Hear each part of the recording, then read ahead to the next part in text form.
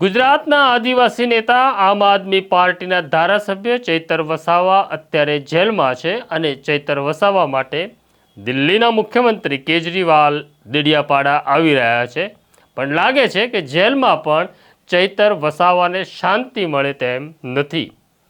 તો શું ઘટના થઈ છે દેડિયાપાડામાં કે નર્મદા જિલ્લામાં તેની વાત કરવી છે। નમસ્કાર, નવજીવન ન્યૂઝમાં તમારું સ્વાગત છે અને હું છું તમારો પ્રશાંત દયાળ। વાત કરવી છે દેડિયાપાડાની એટલે કે ચૈતર વસાવાની। આમ આદમી પાર્ટીના ધારાસભ્ય ચૈતર વસાવા, તેમના પત્ની અને સાથીઓ મળી કુલ 9 લોકો અત્યારે જેલમાં છે।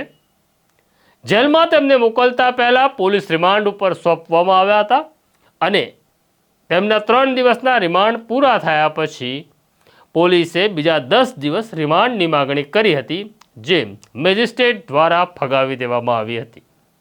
મેજિસ્ટ્રેટે રિમાન્ડ મંજૂર નહીં કરતા નર્મદા પોલીસ સેશન્સ કોર્ટમાં ગઈ હતી અને તેમણે કહ્યું હતું, અમારે રિમાન્ડની જરૂર છે કારણ કે હજી તપાસ ચાલુ છે, તપાસ બાકી છે।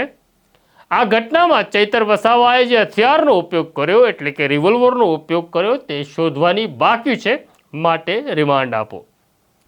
રિમાન્ડ માટે પોલીસે અનેક દલીલો કરી, સરકારી વકીલોએ તર્ક મૂક્યા, કાગળો મૂક્યા। નર્મદા સેશન્સ કોર્ટે તમામ પુરાવાઓને ધ્યાનમાં લીધા પછી કહ્યું કે ફરી વખત રિમાન્ડ આપવા શક્ય નથી, પણ જો ચૈતર વસાવાએ ગુનામાં વપરાયેલું હથિયારનો નાશ કરી નાખ્યો છે તો પુરાવાના નાશની 201ની કલમ દાખલ કરવામાં આવે।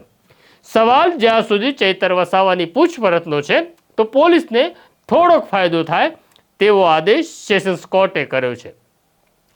સેશન્સ કોર્ટે પોતાના આદેશમાં જણાવ્યું છે કે 1 મહિના સુધી તપાસ કરનાર અમલદાર અઠવાડિયામાં 2 દિવસ ચૈતર વસાવાની જેલમાં જઈ પૂછપરછ કરી શકે છે। તેમને તપાસના કામે જે ખૂટતા પ્રશ્નો છે તેનો ઉત્તર મેળવવા માટે જેલમાં જવું પડશે। આમ અઠવાડિયામાં 2 દિવસ એટલે કે મહિનામાં કુલ 8 વખત પોલીસ ચૈતર વસાવાની પૂછપરછ કરવા જેલમાં જશે। ચૈતર વસાવા જેલમાં છે છતાં તેમને શાંતિ નથી, કારણ કે હવે ત્યાં પણ પોલીસ તેમની શાંતિનો ભંગ કરવા, તેમને પ્રશ્ન પૂછવા, તેમને સરકારની સૂચના પ્રમાણે પરેશાન કરવા પોલીસ ત્યાં પહોંચશે તેવી સંભાવના છે।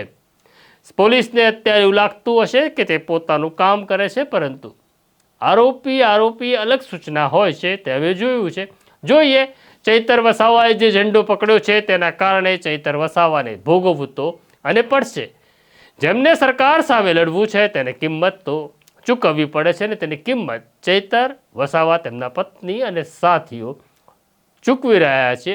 જોઈએ આ લડાઈ કેટલી લાંબી ચાલે છે અને કોણ વહેલું થાકે છે।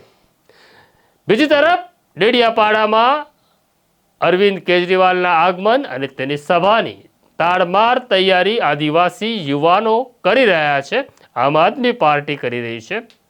7મી તારીખે ત્યાં જંગ મંડાશે, એક નવું બ્યુગલ ફૂંકાશે। આદિવાસી યુવાનોના મનમાં એક સરકાર સામેનો જંગની શરૂઆત હશે। તો અત્યારે મને અને મારા સાથી જયંત દાફડાને રજા આપો। એક નવા વિષય સાથે હું તમને ફરી જલ્દી મળીશ। નમસ્કાર। વૈષ્ણવજન તો તેને કહીએ જે પીડ પરા